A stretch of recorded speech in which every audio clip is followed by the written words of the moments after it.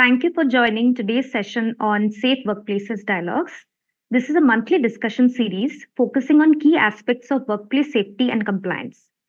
This session on Safe Workplaces Dialogues, it features HR leaders, legal advisors, compliance experts, and thought leaders who share their insights, discuss challenges, and also provide actionable strategies to help you build a safer and a more compliant workplace.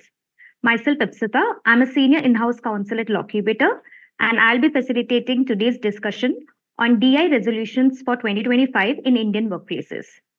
To give you a brief overview about Lockheed, so Lockheed is a software as a service based platform which is designed to help Canadian and Indian organizations seamlessly manage legal compliances and HR regulations. Our one of a kind platform provides employees access to a range of e-learning courses on very critical topics like POSH, DNI, whistleblowing, and more. One of our standout features is the integrated complaint resolution system that allows employees to confidentially report issues related to POSH, discrimination, and other workplace concerns. So these complaints are automatically routed to the appropriate authority, ensuring a quick, transparent, and a confidential redressal process. Once again, I welcome you all to the session on DI resolutions for 2025 in Indian workplaces.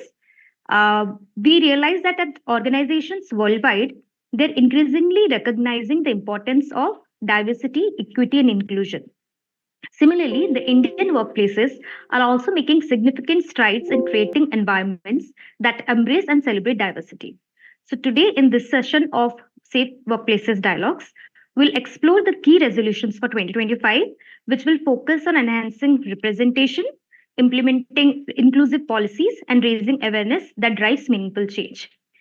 So, today we have an exceptional panel of experts with us who will share their insights and give practical advice on DNI in Indian workplaces. First, joining us today we have Pallavi Kumari with us. Pallavi Kumari is a seasoned DNI and CSR leader, over 18 years of experience, and she currently spearheads global inclusion and social impact initiatives at AGS Health. With a legacy of driving transformative change at British Council, Reliance Industries, and Infosys, she champions across gender, disability, LGBTQ+, and culture. She is a Tata Institute of Social Sciences alumni and certified mental health first aider. Pallavi is a very passionate advocate for equity and belonging, inspiring change through her work and as a speaker in various forums. Welcome, Pallavi. We are very glad to have you here today. Next, we have with us Tushar Natarajan. He is a 29-year-old Bangalorean who has spent most of his life in Mumbai. He works as a tech consulting delivery manager on a digital transformation project. He identifies himself as a gay man, and he embodies the principle of being the change you wish to see in the world. Driven by this belief, he actively champions DI initiatives within the organizations he has been a part of. He's very passionate about fostering inclusivity, and he engages in DI programs and continually seeks to learn and grow in understanding the richness of diversity. With his dedication and commitment, he is taking meaningful steps towards building a more inclusive and equitable platform of workplace for all. A very warm welcome to you, Tushar. Next we have with us is Megha Soni. She is an accomplished HR leader and IIM alumnus who brings 12 years of experience spanning by various fields like HR analytics, talent management, organizational development, and compliance. With advanced qualifications in HR, psychology, and biotech, she brings a unique multidisciplinary approach to creating inclusive, high-performing workplace cultures. Megha has successfully delivered strategic HR initiatives, including POSH compliance, which varies again across industries like IT, consulting, manufacturing, and retail. She is a very passionate advocate for inclusivity, and she has played a pivotal role in promoting DNI within her organization. Welcome, Megha. Last but not the least, today we have with us Sandeep Banu. He is the head HR of Frio MoneyTap for the past 5 years, and he brings over 15 years of extensive experience in HR, business partnering, and strategy. Throughout his career, he has worked with leading organizations like Flipkart, Mindtree, and Dell, where he played a pivotal role in shaping impactful HR practices. At Trio, Sandeep has been instrumental in driving DNI initiatives, fostering an inclusive workplace culture, and championing programs that empower employees across all levels. His strategic vision and commitment to creating equitable work environments have made him a key leader in this field. Thank you, Sandeep, for joining us today. So, as we know, the current state of diversity, equity, and inclusion in workplaces, it shows growing awareness and initiatives, but challenges still remain in achieving widespread representation and inclusivity across workplace and especially in organizational levels. Many companies now are prioritizing D&I to create more equitable and supportive work environments, but still there is significant room for progress. So, giving this background, I'll proceed forwards towards round one of today's session. This is regarding the topic for the round one is current state of D&I in Indian workplaces. My first question is for you, Pallavi. Often D&I initiatives becomes a checklist because it is a trend in the industry. How do you think we can change this approach and promote DEI as a responsibility, which should be a part of the DNA of the company and not just the HR department? Thank you for this question, Ipshita. And like you mentioned that, especially about Indian workplaces, personally, I believe DEI is a value, that we all carry. And DEI, if we see, generally, reflects and flows from any organization's vision, mission, and organizational value. And it's important to draw that connect of how you demonstrate that values in action in the organization. If I have to give an example, something like, respect or integrity, collaboration, excellence, innovation, these are, if you look at the word cloud of the various values, of different organizations, these are some of the prompts which will come up. But, how it is defined, how we can act it out, how we demonstrate this in action in our workplaces is something we need to focus on. And many times, DEI is perceived as a separate team or a vertical which will be driving it.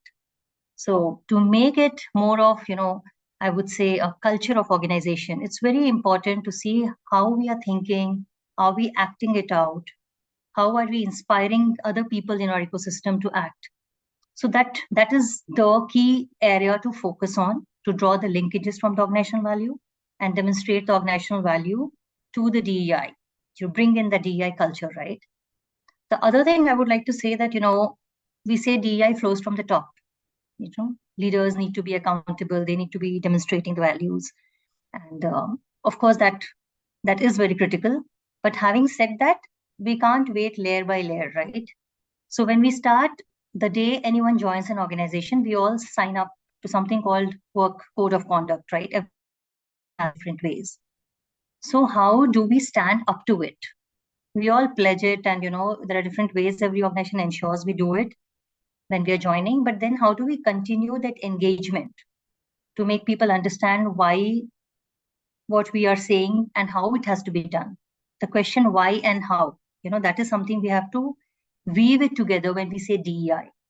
We have to look at, the whole employee life cycle, the whole process. We have to see what and where we can leverage technology to sustain the DEI for the organization so that it doesn't remain, like a sort of a checkbox thing, that we are doing these programs and so this is DEI, because DEI can never be a program. It's value. It is in business. It is a part of HR. It is a part of, security of an organization. If you look at anything, even the infrastructure, the building, in the services, and even in the products that organization design. So everywhere there is DEI. So DEI is a lens that has to be developed. It has to be looked more from the culture focus. And generally, what I have seen that it somehow gets perceived as a set of program which is being driven all across. And that's where we miss the game. But there are many organizations who have been able to draw those connect also. So I think there is a lot of learning by doing is what every organization has to do. Because DEI, there is no standard framework. We can't say that, okay, this is the template and we all will start doing it and we achieve it. No, it doesn't happen. It varies from businesses. It varies from location. It varies from the genesis of the organization. which country it started, who started it. That culture gets formed from all those very finer tenets. And we really need to be looking at that story, viewing it, understanding which is the stage organization is in, and then start, building from there, because it's a journey. It can never be like, the absolute inclusion is achieved, right? We are all on the journey and we're all trying to do our best to make it happen. So I'll just take a pause here and happy to, answer any other questions on the same if you have, or you want me to elaborate. Thank you, Pallavi. I'll come back to you with the other questions later. So, Sandeep, the next question is for you. As we know that DEI spans across multiple dimensions, be it gender or age or disability, more and more. So, based on your experience, which aspects have received the most attention and which remain underrepresented in Indian workplaces? Yeah, thanks for the question, Ipshita. I think I was slightly, very inclusive view, but usually what has worked well for me in the past is to make someone inclusive, I would never do something exclusive, right? I see a lot of campaigns being done, hiring projects being done, inclusive events being done, and there's always a targeted audience for that. And I'm a big believer of having a workplace where people can do more like, storytelling, talk about each other. I think everyone becomes more inclusive when stories are heard, people can relate with each other versus someone forcing you to relate, right? I think it has to be like very much organic. Like adding to Pallavi's point, DEI is something which should be embedded in the DNA of everybody, not only top down or bottoms up approach. And I think that is where the empathy to connect this lacks in most of the organizations, because usually we are focused just to deliver numbers and deliver outcome, right? But we forget outcome is also an outcome of combination of how people connect with each other. Because if minds don't talk, if emotions don't connect, somewhere how competent you are, you may rub people on the wrong side. So I think that's my view for this question. Yes. Yeah. Thank you, Sandeep. Thank you, Sandeep. So my next question is for you, Tushar.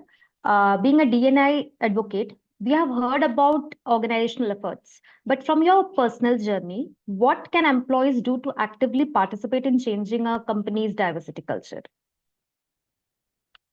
Thanks, Ipshita, for that question. I think the organization is built with employees. So all that an employee can do is what an organization can also do. I'd like to look at it from that angle.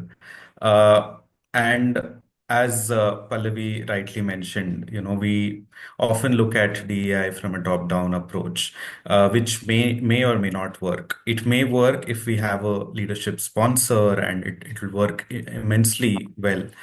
But many a times, when the leadership is too busy getting the profits, getting numbers, and all of that, it's these employee groups and individuals working at various levels getting together, or even taking a word to the management sometimes makes the difference. In my personal experience as well, I have seen that happen in my previous organization. There was no mention of DEI before in my tenure, but I felt, as a game man myself, I want to have a inclusive workplace for myself, right? So it was a very personal thing for me, and which is why I reached out to the head of HR and asked him what can be done. And he was clueless. He didn't know what needs to be done. So I did my research, went to consulted a few people who work in this space, and went back to him with a plan as to this can be done. So I think, the first step can be taking initiative in terms of awareness or, advocacy in the first place. But before that, I also want to highlight on the point of policies, right? So one should always get oneself covered in terms of anti-discriminatory policies and equal opportunity policies, because that is one place where you can fall back on if something goes wrong, because we live in a very radical world, and companies and leadership, even governments, for example, have radical views about DEI and marginalized communities. So if you are taken care from a policy standpoint, anti-discriminatory policies in specific, these are two basic policies. Then you have something to fall back on if something goes wrong. That is non-negotiable according to me. Yeah. These are some starting steps, I would say. Thank you, Tushar. So my next question is for you, Megha. I have two questions basically. Like, according to you, how can organizations generally ensure authentic day-to-day workplace experiences that create a true sense of belonging in every individual? And secondly, could you share a few examples from your own organization? Sure. Thank you, Ikshita. So I think a lot of has been covered by Pallavi, Sandeep, and Tushar. So when it comes to DEI, it's not just a policy, right? It's an embedded culture that has to be there. And yes, rightly said, it's not from top to bottom, but leaders have to be aligned to you. That's very important. They have to believe in that. So you get in support over there how to do it. So when it comes to DEI, if I talk about Solution Act, my company, so we are not a very big company. We are a kind of startup, but we are really towards DEI, and maintaining the psychological safety for employees is very important, because mostly we don't cover this. We make policies, we just have that rolled out. But the psychological safety of the employees who are covered on DI is really very important. So if I talk, because I come from psychological background as well, what we have done when we were designing is first including the employees who are part of it, because their views and what they are facing is really important. I think if I don't put my foot under the shoes, I may not be able to look onto those aspects. So that's something we do. Now we have Learning Academy, where we have a freedom for employees to choose how they want to grow in an organization, what courses you want to do, how you want to upskill. So that, that pathway is being created for them. So it's not a policy where you are being defined that this is your career path. We have a career path, but you choose, you define, and then we proceed.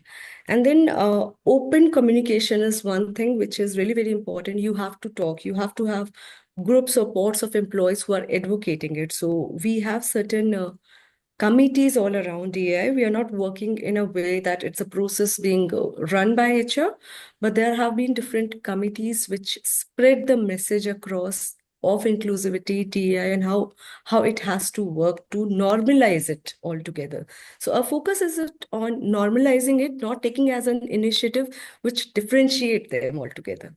So it has to be inclusive in that way. Different anonymous surveys, feedback channels, that we have certain upfront engage session other than your town halls and all what companies do, where people can open up and come to us, and the anonymity is one thing we really focus on, keeping it really safe with us. So that's something which really helps. And as Sandeep was saying, pay parity, all those things comes into aspects. So in Solution Nick, I say we have a neutral policy. The compensation policy is based on your skills and roles, not on what gender or what background you come from.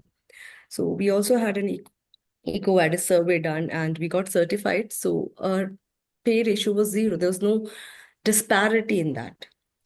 And then we have a blind recruitment system. We just don't focus on that. It's all the skills that you bring on the table, which are required for a particular role. So I think these things can help, but yes, it has to be embedded. It should not be it's a very trending topic altogether. It should not be something we have to do because it's trending. But if you want to do it right way is what I'll say. So that's from my end. Thank you, Megha. I think those are really interesting examples that you just mentioned. Thank you all for your insightful views in this round. So in summary, basically, progress in D&I is evident, but more work is needed to achieve full inclusivity in workplaces, especially Indian workplaces. Now we will move on to our next round, that is resolutions for 2025. Pallavi, the first question is for you. What specific D&I goals has your organization set for 2025? And secondly, how do you plan to measure its success? Okay, that's a great question, I think, and I'm sure my co-panelists will agree that measurement part is something which is always debatable.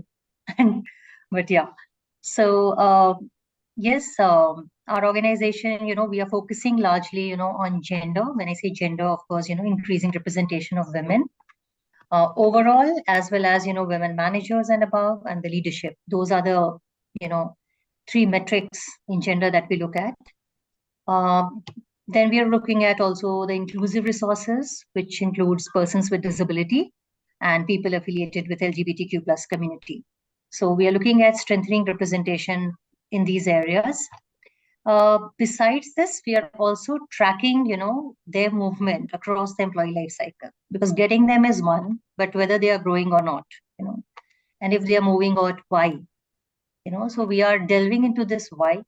I wouldn't say we have accomplished all and everything is in place, but as we are moving ahead, we are trying to establish frameworks of how we can address this why and see that things happen the way it happens for any other employee, right?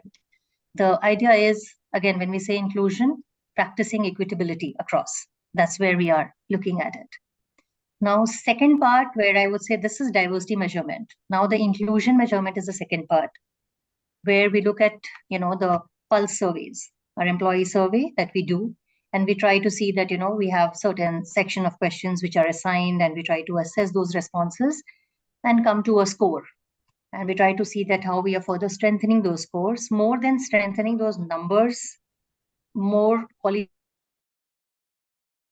what are our employees feeling, and how we can address and where we can address, and being aware as an organization where we are not addressing right now, because we may not solve all the problems at one go. But definitely it cannot be out of sight, out of mind. So, having an approach where we can look at a phase-wise, solutioning of those concerns which are being raised. That is where we are when we are looking at inclusion right now. But yes, the idea is that, going further, maybe years down the line, we're also looking at how we can do the study to understand that all the interventions that we do, how they are going to translate into a culture change. Because, a number is one thing, but a lot of things, the feeling of belongingness, when we say, all these things cannot be always tracked by numbers. So, there are ways like we do have, caselets that we create based on certain achievements and stories of our employees that we get. Like, very proud to share, for an example, that we have many women who are first time working women in their own community, not in the family, but the community itself. And how they have, shattered the stereotypes. And earlier they were perceived as, okay, women is working in night shift, and being in India and being in certain communities, you have certain, perceptions about that women cannot work in night shift. They should not work. So there are a lot of should and must, which applies to women especially. But they have taken that challenge, and now they have become heroes of their community. So, now people, the young girls in the community are coming and, getting mentored by them over weekends, asking them, what all they can pursue so that they can also enter the world of work, which is largely the corporate. So those stories are really very inspiring. So we are trying to get more of these in place so that, more of our people and more of the other members who are not right now a part of workforce. Not necessarily only our company, but the idea is these stories, if people get to know, you never know who gets inspired where. So it's more about creating community impact through DEI and not just inward looking at our employees. Of course, employees and their families get impacted and benefited. But then how do they become the brand ambassador? Not for the organization, but by themselves, making them the brand for them, their being, So that is something also we are trying to explore, of how we can establish a way that, we can take these stories more and share it more to the outside world, so that more and more people can get inspired and encourage. And this is not only for women, but there are also people from the community who are working, LGBT groups who are working with us. And they have amazing story. They are amazing performers. So all those, I'm sure many of us here on the call would agree that, we all bear with this label. Many of us would have heard it that, hey, you are a diversity hire, because you are a woman or you are from the LGBTQ community or you have a disability. That's a general thing, very casual statement that you get to hear. So when they become a brand in the self, these are just here and there like a sticky note hanging and can be pulled apart, right? So the idea is to create them, make them more strong and help them. They are strong. It's more about creating a platform. That's what an organization can do, because, I personally believe that all the people who are doing whatever, by themselves, they are achievers. It's more about, creating that space, like the same way someone would have created for us, be it a man, woman, or, any one of us. I'm sure someone created it for us as well. So that is a culture assessment that we are looking at when we say inclusion. We have not yet, I wouldn't say we have an answer of how we'll do it, but the idea is we really want to explore that area as well, of how those stories and the community impact of DEI can be seen, because largely DEI is talked about inward within the organization. So that's where we are looking at in our organization. Okay. Thank you, Pallavi, for clearly outlining the specific goals and providing such an engaging answer. The next question is for you, Tushar. So, what would be your top 3 recommendations for companies looking to enhance LGBTQ plus inclusivity for 2025 in Indian workplaces?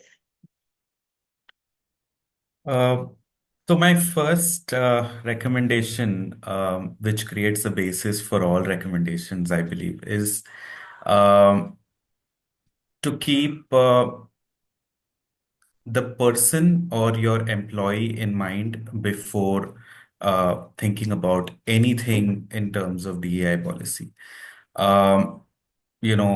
Your employee, your people should matter the most, because it's with your people that you are making money or profits, etc., and the company is growing. So irrespective of what the laws and regulations are of your country, irrespective of what the president of a superpower speaks in his presidential acceptance speech, irrespective of anti LGBT laws being passed every day these days, with governments becoming radical each and every day. If you value your people, you will find a way to support them. So that is a principle that is very relevant today, I believe, for organizations who wish to go in this D&I path, because of the radicalism that is present in the in across governments these days. So that will be my first thing. The second recommendation, I believe, is a lot of organizations these days are having awareness programs when it comes to LGBTQ inclusion. But let's not stop at awareness. Let's take one step ahead and identify people who form the employee resource group, as they call it. And as Megha rightly mentioned, it is people from the community who would be able to define what the needs of the community are, right? So people, so the employee resource group, empower them, give them, hear what they have to say, hear their concerns, hear their ideas, so that would be my second recommendation. The third one is representation, actively hiring from the community. Now, I know many people would say, our hiring policy doesn't discriminate, right? We hire everyone irrespective of, what their gender is, sexuality is, whether they are able, disabled, what background they come from. But my request to organizations is to go a little deeper in terms of, in spite of you being open to all communities, why are why are such communities not part of your hiring drives? Why are they not coming forward? For example, maybe, a trans person was shown the advertisement of your hiring,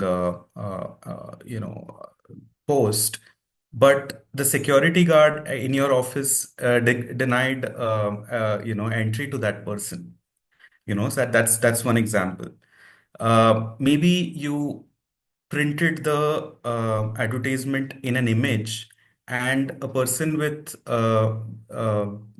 eyesight disability couldn't read that image with their image reader, word reader, right? So these are some nuances that you might want to look at on when if you want to question why, in spite of us being open to everyone, being part of our organization, why are still why still we are not getting such candidates. So a little deep dive on how accessible is my hiring policy is something that I'd recommend.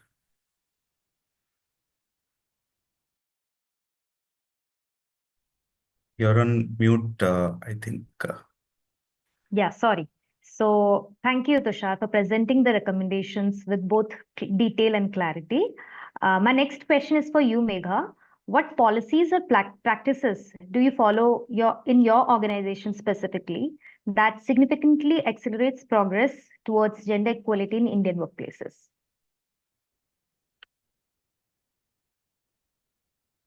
I think I covered a few of the policies earlier, but one thing which I would like to highlight, it's not about policies.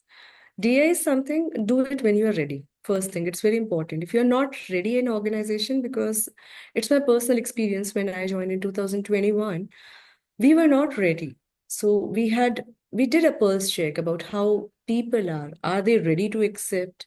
How's the mentality? How's the way? So before going to any further steps, you have to do a DNA test of your organization, whether the organization is ready or not.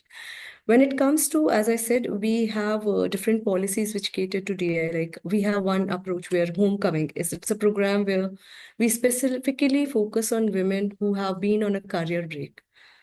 So those women are being given priority. The openings are specifically for them. So, and we have a 5% target of diversity hiring.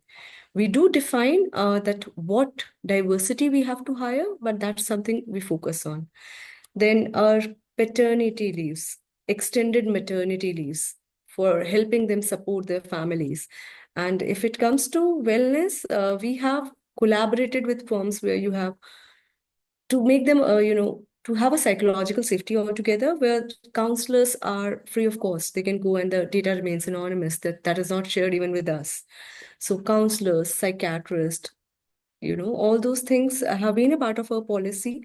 Gender neutral policy, as I said, we have for taking care of the complement part. When it comes to career path, along with your choice of options, we do recommend IJPs. We do a career, we make PDPs for employees that are individually and customized for each and every employee. So whether it's a DEI or a normal hire, there is a personalized development plan. And we have group of employees which advocate this. So those are the flag bearers, and we get highlights and we keep on reviewing. So audit is very important. It's not about only implementing it. What is the impact of that policy? Is there any change? So we keep on doing audits every 6 months to see what has been there. Flexible work hours are there, how it's being utilized. If there are special leaves like vacation leaves or your even non-smoker leaves or something like that is there, what is the impact? How many people are actually taking and utilizing it? So all those things and matrices really do matter. Attrition, what is the DI hire percentage? What is the attrition level at that particular level? So those things we keep on tracking and we align them with our policies and we keep on reviewing it because it's a very long-term process. It cannot just stop at implementing policies. So some policies, as I said, blind recruitment, gender neutral policy, even our POSH is gender neutral. We don't have POSH only for women. We have included men in that. So these are some policies which we follow at Solutionic, which is really helping us. But yes, the evaluation and process of improving goes on. That's a continuous process for us. Thank you, Megha, for such an engaging answer. Sandeep, the last question of this round is for you. So, what innovative strategies would you recommend to startups or small companies that are trying to ensure D&I is embedded into their organizational cultural values? Thanks for the question. I think I would start with where Tushar and Megha completed the previous stint. Do not do something at your org level because your neighbor is doing, right? Just try to get a pulse of what kind of audience you have, what kind of mindset we have, they have. I can give you like one small example of the health insurance what we have at our place. It's been like 5 years I'm working here. We are one of the first ones in fintech space to have like include same gender partners and live-in partners. And it was not just for, to have it on paper. After 2 years, 3 years, when we actually saw the data, 8 out of 10 live-in partners were actually their partners on paper. They got married. So, the moment you think of diversity or inclusivity, right? I think few things can be measured, like Pallavi did mention. Few things are intangible. You cannot measure on paper with a number, right? But making your employees feel safe, secure, a happy workplace where they're able to express and just not do things because others are doing and you need like 500 likes on a LinkedIn post. I think all of us need to think slightly in a different way, in a very simple way. I don't think so. Diversity and inclusion is rocket science. I think it's very close to our hearts. We all know we want to include people, but something, I don't know whether it's leadership or your psychological barrier or the kind of community you come from, you want to make a joke of it, right? I think I think the way you accept things around you, whether it's non-living stuff or living human beings, I think that needs to be built in. And the way startups look at like we're not pedigree conscious, we're not background conscious, tier one, tier two. I think people from diverse roles, people who've done multiple IJBs in last 3, 4 organizations, we do accept people because when you're onboarding someone, so we follow like something like three box matrix. The way people are coming in, the kind of people are coming in, we maintain about 33% of diversity, by the way. It was about 14, 15 before COVID. And we have not taken set targets. We just wanted to improve gradually, right? And the way the life cycle is, the second box, once they're onboarded and before they decide to resign. I think there's a lot of highlights we do. We try to understand how they moved in the company, how they've grown, and how they have grown even as personalities, right? And then every time we lose an employee, I think we do like a deep dive on the retention/attrition box. Was there some feedback we could do better? Was there something related to diversity someone felt or they felt they're not included, whether they're a rock star or irrespective of that? So I think the smaller organizations have a better chance to have magnified impact, I would say, because you got less roadblockers. When it comes to MNCs, I'm sure all of us will have a thumbs up that processes are like really, you know, it's like moving a mountain for a two-pager approval, right? But when it comes to smaller ecosystems, I think people having more face time with each other, I think that should swing in the positive way, right? I think that's my input for smaller organizations. Yeah. Appreciated, Sandeep, for the insightful recommendations. I think all of you have given certain very meaningful DI resolutions have been recommended by all of you. And those were very insightful and interesting also. We will move on to a next round now, that is on sustaining and scaling DNI in Indian workplaces. And this specifically involves that we embed inclusive practices into organizational culture and expand the initiatives to ensure that there is a long-term impact across all the levels in the organization. So my first question is for you, Pallavi. According to you, what do you think, how can large organizations ensure that D&I efforts benefits not only their employees, but also in an extended ecosystem, like the partners, the communities, or the vendors? Thanks, Ipsita, for that question. I think that's very, very critical because we have to look beyond, our own organization and where we are. So definitely when it comes to inside an organization, I would say first. There are a couple of examples which exist that how there are two ways to look at inclusion. One is that, the passion, the leadership commitment, the exclusive dedicated DEI team, etc., are the basic hygiene many organizations put to drive DEI, right? But is that enough? The answer, all of us know, it is not, right? So, when we say inclusion, one part is, can we leverage technology to a certain extent to have a sustainable experience of inclusion for all the stakeholders? Because inclusion also has multiple facets, right? One is visible inclusion. Visible inclusion will be our infrastructure, our website, what we post outside, the companies post outside, the press releases, etc. So are they inclusive? That is one. The other thing, the whole employee life cycle, which is on the system, right? That whole HR process. So can we leverage technology to the best of the ability to see that, once the coding is done, again, we have to be very clear on the algorithm, because that also has another, side of being at times not so inclusive. So we can look at that as well, but looking at the best one to see how we can have one thing sorted to a certain extent, so that, anyone who interacts with the system is, they can safely interact, and like any other employee, they don't have to disclose and come out and share about their story to so many people, as soon as they join the organization, because many times it happens. The data comes from this team to that team to that, to ensure inclusion. But finally, maybe I don't want to share about me on the day one when I enter an organization, right? Many of us don't talk about it. So those are some things we have to be sensitive, and there we can leverage the technology. So I feel that sustainable inclusion experience can be sorted to a certain extent through that.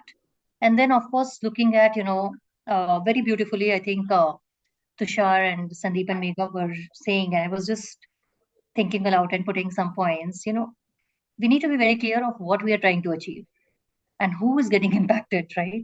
Who is finally the receiver of everything we are doing, be it a D&I team, be it an HR, be it anyone in the organization. So that has to be very clear in the head. Who is the person getting impacted with whatever my actions are? So we have to ensure that these certain checkpoints are where we have to say that, yes, inclusion check, and these are some things, basic hygiene we'll put in place. That is one way of sustaining inclusion. The other, definitely, all of us mentioned about a couple of, practices that we all have, policies, programs, and practices that we have, be it a diversity hiring, attrition, tracking that, then looking at our promotion cycles, conversations, succession planning, right? All of those. So we have to see inclusion check everywhere is ensured. And setting the process helps sustain that. It reduces the person dependency. Because I've seen in my experience many organizations where, when there is one leader who's very passionate and driving it, it's great. The leader moves out of that organization, suddenly everything falls flat. So inclusion, we have to see that when we say inclusion by itself and the concept, it cannot be person dependent, that someone is driving, that person moves, inclusion moves. No. Inclusion exists because it is cultural, it is happening, it's in process, So we have to leverage and smartly see what are the tools we can leverage to see that things are in place, independent and irrespective of whether I exist in the organization or not. That's what is the responsibility of any organization, because we are dealing with large workforces, whatever it may be, maybe 500, thousands or lakhs, right? That is one thing. About scalability, like you mentioned, I really think that as corporate India, we have a potential that we can look beyond our own organization. Many of us have I'm sure we all have very, in small pockets, very, very good practices that we have observed, which has evolved organically. Maybe we have not even made an effort ourselves individually to do that, but it has happened. Those pockets, those sort of scenarios. Can we do something, like posting it out, sharing that more? And when we are sharing, I really liked, I think Sandeep was mentioning, it's not a copy-paste mechanism. Maybe I am from the tech industry and other is, but still my context may not work for the person. Because DEI is personal, we have to understand that.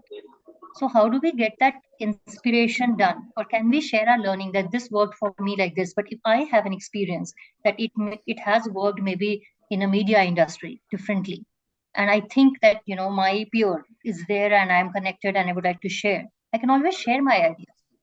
I don't always have to be employed with a certain company to make a change there. I can always share with my peer network saying that, hey, do you think that there is a potential and would you also like to explore something? You never know which idea sparks where, right? So I think we have to go beyond this. We can also engage the community with us. I had been working, like you mentioned about Infosys. We used to have, Saturdays where we used to get underprivileged children from the schools, and they used to come to our office, and there will be like one small session, we will do interactive games, etc., and they will take a round of the campus in Bangalore, and you will really see the spark in the eyes of those students, and they will always say that, okay, down the line, few years down the line, maybe we can also work here. You need to set aspiration for the people who are not seeing and being and living it. So we all can do that. We can do it through internship. I remember in British Council, we engaged, for some of the children with disability, not children, actually, youth with disability. And they were involved in the virtual volunteering program, very carved out assignment, and they worked from home, and they were like, because they had multiple disability, and it was not just done in India, it was like across, it was a South Asia sort of effort. And, then it was very nice to see that, they felt that, they can bring in and they can, do something for themselves, right? It's again setting that aspiration. Similarly, I think everywhere, like here in AGS Health here, we try to really see that, how our people can go and, do volunteering and talk in the communities, because it's so important that there is a corporate and community engagement, because DEI, like all of us were saying, that, DEI comes itself, if you look at conceptually and historically, it comes a lot from where we and how we are exposed to what we are exposed to, our social conditioning, our grooming, our exposure, our education, and so on. So it's so important that we don't work in isolation. The civil society organization, the communities, the corporates, the academia, they have to come together. So the more you interact, you get to know that these are not, some stories which are there in your office, but they are actually existing where you are thriving. And we all exist because our people are existing. That's a common thing. I think all of us, people make the organization, right? We always say, who makes the culture? It's the people who make the culture, right? And that people is not one leader, one manager, or one employee. It's all of us, right? So I really think we have to scale. We have to see that whole bringing together, coming out of our own comfort zone of our own organization, trying to see how we can engage, the vendor partners. If we are in service industry, or if we are in manufacturing, if we are in tech, can we engage our vendors who are diverse, who are actually diversity-owned business owners? Then maybe you cannot employ everyone. One organization cannot do good to all and solve all the problems. But you're always working with several other organizations. Can we see that we can have those exchanges and make those things possible? So I think it's more about that, not looking at DEI only within organization. It has to have that openness to see how inclusion can be made real in practice through demonstration. It's high time we have to go beyond. I would say, we keep saying, right, we should walk the talk the talk, all this English. We have to actually see what we are doing. Because I think it's been many years now that we are always talking about, how we can make things happen. I'm sure many things have happened, but we have to increase the pace, right? Otherwise, we all will keep talking. I always say that, it's our bread and butter and we can always talk. But when you are in this role, you are advocating for this change, you have to create more change makers. So I really think it's a time that we all need to just see how we step out and inspire many more people. I'm sure there are many more people who may be more deserving, and they don't know how to go about it. So I think we have to connect that community and corporate. It cannot be corporate sitting here, community sitting there, and someone in between doing the exchange. It doesn't work that way. So that's from my end. Thank you, Pallavi. I think those were very practical and valuable solutions also. My next question is for you, Sandeep.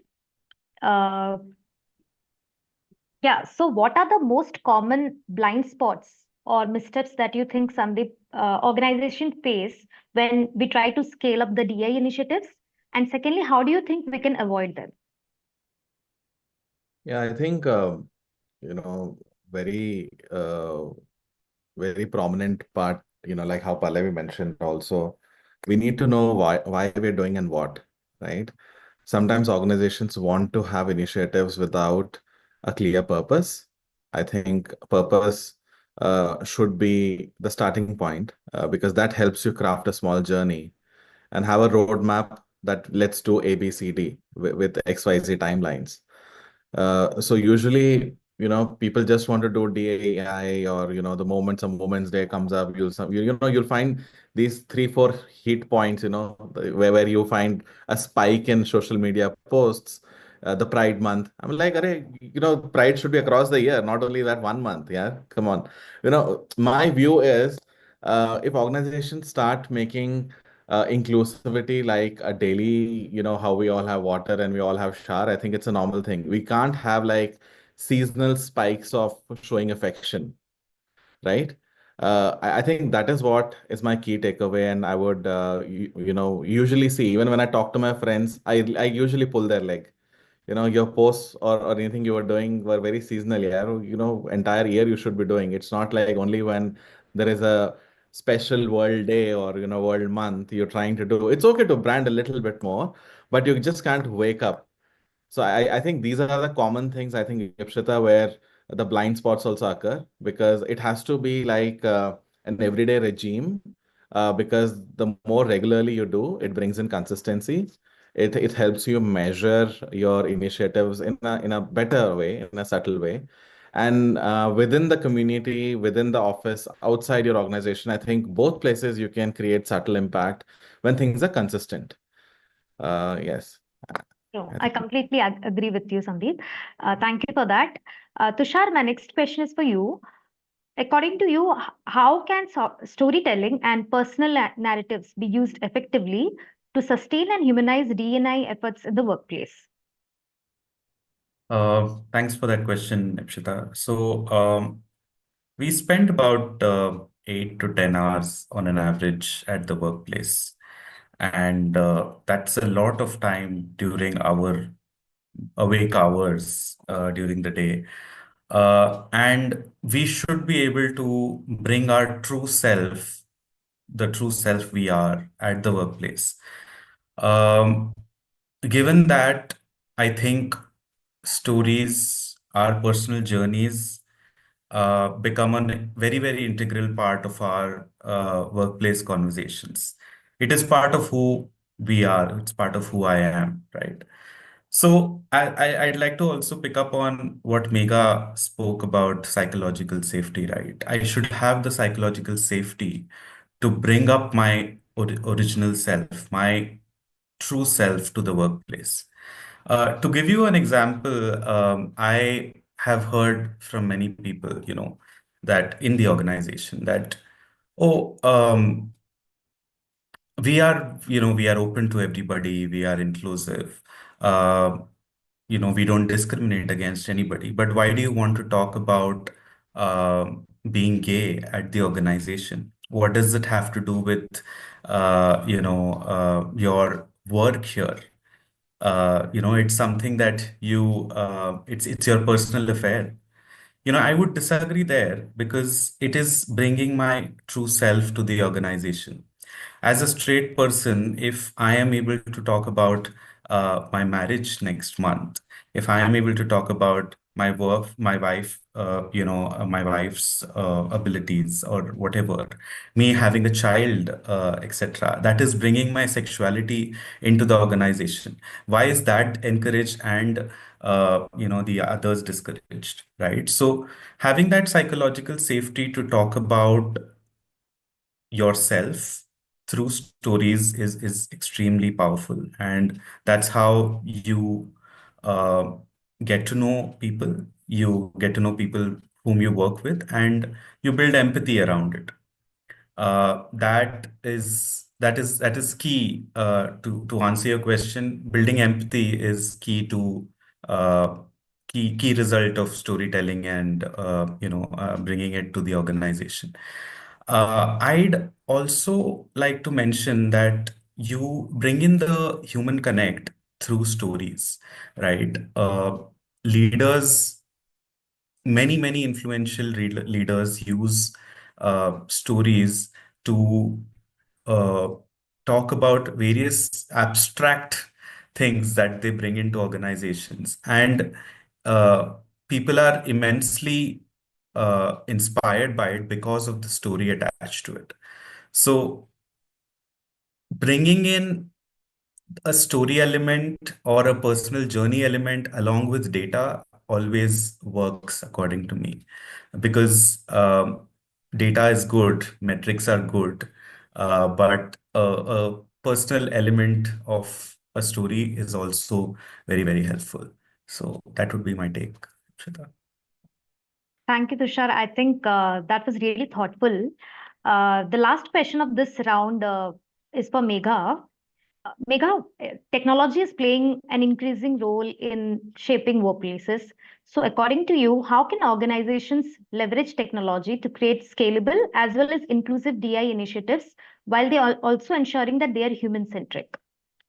Okay, so I'll agree, technology is a very powerful enabler, but I think they have to work hand in hand. So if I may quote some example, AI, it's being a very popular technology, right? We are all into AIs, but without a human touch or without that human-centric approach, your technology can do blunders. So let's take an example. We can definitely save time when we can have AI bias-free recruitment process, right? You can filter out the race, gender, and all those things, and it can help you in inclusively hiring. But what about the checks that you have to do? Whether the predictive analysis may give you the results, but how about what about the blunders that AI make? There could be some code change, there could be software. So audit by humans is very important. Past experience have to be included, and a human touch in that is really very important in this. Your Power BI dashboards, definitely we can convert our matrices into Power BI dashboards to give you insights. But when you have to act on insights, that human empathy has to work along, because we cannot depend on technology for everything. It's human we are dealing with, and it's a very sensitive matter altogether. So we have to be very careful along, but yes, it's very important that we use technology because it will save your time, it will save a lot of administrative work altogether, and we can focus on the real agenda. We can look into the data, we can work around it and make your plans and make it human centric. So without humans, technology cannot survive. So that's something I think it's a myth that technology will take over. Without human, it won't. So we have to use the right technology in a right way with a human centric approach. Thank you, Megha. So, in conclusion, I believe that sustaining and scaling DNI in Indian workplaces is very essential for cultivating the long-lasting cultural change and also ensuring that there is inclusivity, and this should become a core part of business practices and growth strategies also. Before we move forward to a last round of Q&A, I'd request each panelist to do a quick round of resolution for 2025 in just one sentence. Pallavi, you can start. Just Okay. in one sentence. Yeah. So for me, it is more about deriving a framework where how I can measure inclusion. The feeling of inclusion takes precedence over everything for me in this coming year. Okay. Sandeep, you can go next. I think resolution would be explore, have lots of conversations. I think storytelling leads to a fantastic impact and people being included. I think that's what I would suggest, and not go with too much of gadgets and virtual conversations. Have a lot of in-person catch-ups. I think that would be my suggestion. Yes. Thank you. Tushar? So my resolution is continue to be aware of the privilege that we all have in society and in workplace, and also learn more about different groups, different diverse, marginalized groups in our society. Okay. Thank you, Tushar. The last one, Megha, for you. So for me, it will be cultural sensitivity, where DEI is not seen as a separate thing. It's normal and it's included. So Okay. that will be for me. Thank you, Megha. So thank you, everyone. And now we will move towards last session of Q&A. We will take questions from the audiences. We already have 2 questions in the chat box. And anybody of you can take the first one. First one is by Sanmika, sorry. So the question Sanmika has is, we as an organization or management may be ready to invite more D&I candidates, but how do we influence the existing employees and build a culture in the organization that is open, ensuring the D&I candidates, when they come in and do not feel different? Okay, I'll take this up. So Sure. it's not something which you can do overnight. I will say it will take time. So Sanmika, the suggestion for organizations who are starting it, you have to do first a pulse check and a audit on what is your culture at this point. You really have to know. And then before going into DEI, seeing the results, you have to create awareness. You have to do some workshop. You have to let the existing people come and talk about it and know their view in an open environment where they can, they can educate them. Let them be honest with what is there and then move on to DEI initiatives, because it's very important. Just getting an initiative done and it impacts the employees who join you through DEI. If your culture is not healthy, it will really impact them and it can have worse psychological impacts. So first do your pulse check and then move ahead, so that it will be a right approach as per me. Thank you, Megha. I think, Sanmika, that answers your query. The next question is from Shalini. Shalini has a query that how do you balance diversity hiring while ensuring process remains merit-based and inclusive for all the candidates?